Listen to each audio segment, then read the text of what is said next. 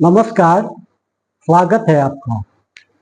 आज बात करते हैं प्रधानमंत्री नरेंद्र मोदी के उस वादे का, जब उन्होंने कहा था कि हर साल 2 करोड़ नौकरियां देंगे युवाओं को। तो आज उसी की चर्चा करते हैं और देखते हैं कि प्रधानमंत्री ने कितनी सफलता प्राप्त की और अपने वादे को किस तरह से निभाया और युवाओं को क्या मिला।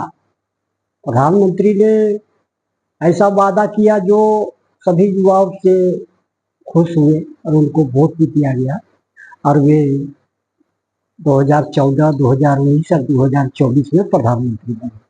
आइए आज देखते हैं कि 2014 से लेकर के 2024 तक उन्होंने कितनी बहालियां की। तो जैसा कि आप लोग सभी जानते हैं, केंद्र सरकार की जो बहालियां होती है ये यूपीएससी, एसएससी, आरआरबी और आईबीपीएस, एसबीआई से होती है। तो जो इसमें बैंक की बहाली होती है वो एसबीआई और आईबीपीएस से होती है, और जो सार्वजनिक उपक्रमों की बहाली होती है वो मुख्यतः तकनीकी ग्रेजुएट की होती है, जो कि गेट से लिया जाता है, गेट्स के स्कोर के आधार पर लिया जाता है। तो सार्वजनिक उपक्रमों में बहाली केवल तकनीकी ग्रेजुएट की होती है और बहुत कम दूसरे स्ट्रीम के लोगों को नौकरी मिल पाती है। तो आज हम देखेंगे कि केंद्र सरकार ने कितनी बहालियां की। अब पूरे राज्य सरकार जो है, 28 राज्य जो है भारत में, उन लोगों ने कितनी बहालियां की और किस प्रकार से बहालियां की और युवाओं को क्या मिला उस घोषणा से, और जो बेरोजगारी है उसको किस प्रकार से नियंत्रण पाने का प्रयास किया गया। अभी जो 15 अगस्त को प्रधानमंत्री जी की जो योजना घोषित की गई है कि युवाओं को निजी क्षेत्र में नौकरी मिलने पर 15,000 रुपये महीने दिए जाएंगे, वो बेकार की योजना है। इस योजना से कोई फायदा नहीं है, क्योंकि निजी क्षेत्र में जो भी नौकरियां हैं जो संगठित क्षेत्र में हैं, संगठित क्षेत्र का मतलब है कि सभी श्रम कानून लागू होते हैं, इसमें पीएफ, पेंशन की सब तरह की सुविधा होती है, और असंगठित क्षेत्र में कोई नियम नहीं लागू होता है। असंगठित क्षेत्र की चर्चा मैं पहले कर चुका हूँ। आज मैं संगठित निजी क्षेत्र के बारे में बताता हूँ कि केवल तकनीकी ग्रेजुएट को ही नौकरी मिलती है, और सुविधाएं और वेतन तो ठीक रहती है, लेकिन उनकी जो नौकरी है निजी क्षेत्र में कंपनियों की, टीसीएस, विप्रो या इस प्रकार की मल्टीनेशनल कंपनियां जो है, ये जो रोजगार देती है, जो तकनीकी ग्रेजुएट की भर्ती करती है, उनका प्रॉफिट ओरिएंटेड दृष्टिकोण रहता है। जब मार्केट में प्रॉफिट है तो वो बहाली करेगी, जब मार्केट में प्रॉफिट नहीं रहेगा, कंपनियों को फायदा नहीं होगा, तो वे अगर इस साल 5 लाख बहाली करती तो अगले साल 10 साल निकाल भी सकती है। तो वैसे रोजगार जो कंपनियों द्वारा दिए जाते हैं ये बहुत ज्यादा महत्व के नहीं है, जैसा कि मैं समझता हूँ। और वेतन सुविधाएं तो बहुत है, लेकिन उनकी नौकरी जो सो एकदम अस्थायी होती है, वे जब चाहे तब छोड़ भी देते हैं और कंपनियां भी समय समय पर छटनी करती रहती है। इस प्रकार से अस्थायी बहाली कम होती है, और उनकी जो ग्रॉस जो इंक्रीजमेंट होता है आपका एम्प्लॉयमेंट का, जो नौकरियों में स्थायी लोग रहते हैं उनकी संख्या कम होती है। आप देख लीजिएगा, ऐसा ऐसा ही होता है, कंपनियां ऐसा ही करती हैं। अब बात करते हैं केंद्र सरकार की बहालियों का। कि केंद्र सरकार की जो बहाली की एजेंसी है वो यूपीएससी, एसएससी, आरआरबी, आईबीपीएस और एसबीआई। तो इसमें जो यूपीएससी है इसमें से गजेटेड अफसर की बहाली होती है, और एसएससी से सब गजेटेड, नॉन गजेटेड भी क्लास की भी बहाली होती है।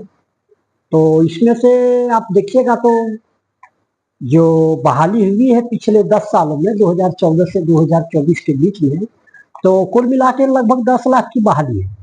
और 10 लाख की बहाली में आपका 3 लाख है पुलिस कांस्टेबल और 1 लाख है ग्रुप डी, 4 लाख इन 2 श्रेणियों में बहाली हुई है। अब बैंक में 3 लाख, बैंक में चूंकि हर साल 25-30 हजार बहाली होती है, दोनों एजेंसियां उससे, और सार्वजनिक उपक्रम में 1 लाख है, क्योंकि हर साल 10 हजार के लगभग बहाली होती है। तो इस प्रकार से इन एजेंसियों ने इस प्रकार से बहाली की है। और उनकी संख्या अगर देखें तो 2014-15 में 1,30,000 बहाली की गई, 2015-16 में 1,11,000, 2016-17 में 1,01,000, 2017-18 में 70,147, 2018-19 में 38,100, 2019-20 में 1,47,000, 2020-21 में 78,555, 2021-22 में 38,850, और 2023 में 1 लाख है, 2024 में 1,26,000, 2025 में 80,000। तो इस प्रकार से कुल बहाली जो सो 10 लाख के लगभग होती है। और प्रधानमंत्री का जो वादा था हर साल 2 करोड़ नौकरियां देने का, तो 2 करोड़ नौकरियां के हिसाब से अगर आप हिसाब कीजिएगा तो 10 लाख में 10 साल में 20 करोड़ नौकरियां होनी चाहिए थी, लेकिन ऐसा नहीं हुआ। अभी जो केंद्र सरकार में पद खाली हैं वो 40 लाख स्वीकृत पद है, 2,64,000 खाली है। इसमें अकेले रेलवे में 2,63,000 खाली है, और आईएएस के पद भी 1,365 खाली है, आईपीएस के 703 खाली है, और इंडियन फॉरेस्ट अफसर के 100 पद खाली है। इस प्रकार से अब वो अनुमान लगाइए कि किस प्रकार से प्रधानमंत्री ने अपना वादा पूरा किया और युवाओं को क्या कहा और किस तरह से काम किया। और बेरोजगारी का स्तर तो देखिएगा तो आपको जो बहाली की गई है 6.5 लाख के करीब, उसमें 22 करोड़ लोगों ने आवेदन दिया। तो हर साल जो बहाल होने की जो संख्या है वो कम होती जाती है, और वो ग्रेजुएटों की जो अभ्यर्थी बनते हैं वो लगातार बढ़ते जाते हैं। तो इसके लिए शिक्षा व्यवस्था भी दूषित है, और प्रधानमंत्री ने जो वादा किया था वह तो बिल्कुल अव्यवहारिक है, क्योंकि ये संभव नहीं है। 2023 में 1,40,00,000 ही कुल कर्मचारी थे भारत सरकार की और सभी राज्य सरकारों को मिला करके, तो ये बहाली संभव नहीं है। ये वादा एक तरह से कहिए तो गलत था, या तो प्रधानमंत्री को तथ्यों को पता नहीं था, या तो उन लोगों ने रोजगार को नौकरी कह दिया। रोजगार सृजन भी कर सकते थे, जिस प्रकार से जो स्टार्टअप इंडिया है, मुद्रा योजना है, इस सबको मिला करके रोजगार देने की बात थी, तो वैसा किया जा सकता था। लेकिन प्रधानमंत्री ने स्पष्ट रूप से 1 करोड़ नौकरियों का वादा किया था या 2 करोड़ नौकरियों को वादा किया था। तो ये वादा जो सो व्यवहारिक और बिल्कुल गलत था, जो हो नहीं सकता है। अब आते हैं राज्य सरकार की बहाली पर। 10 राज्य सरकार में कुल स्वीकृत पद है 1,10,00,000, और इसमें से करीब 30 लाख के करीब रिक्तियां हैं। तो पिछले 10 वर्षों में जो राज्य सरकार में बहालियां की है वे 30 लाख 35 लाख के करीब थी, और उन बहालियों में आधे की संख्या शिक्षक और पुलिस कांस्टेबल और स्वास्थ्य विभाग में है।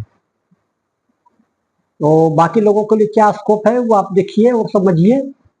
और एक बात और है कि जो भारत सरकार या राज्य सरकारों में नौकरियों की संख्या लगातार कम हो रही है और अभ्यर्थियों की संख्या बढ़ती जा रही है, इसका कारण ये है कि राज्य सरकार और केंद्र सरकार दोनों ने बड़े पैमाने पर सरकारी सेवाओं को आउटसोर्स कर दिया है, और हर विभाग में केवल ठेकेदारी पर नियुक्त बहुत लोग हैं।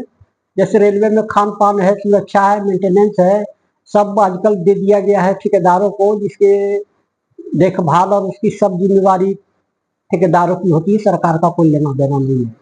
इस प्रकार के काम करने वालों की संख्या करोड़ों में है, जिनका वेतन और सुविधाएं क्या है पता नहीं, उनको पता नहीं चलता है, क्योंकि राज्य सरकार की तरफ से कोई लोगों को सुविधा नहीं दी जाती है। और यही प्रवृत्ति राज्य सरकारों में भी है।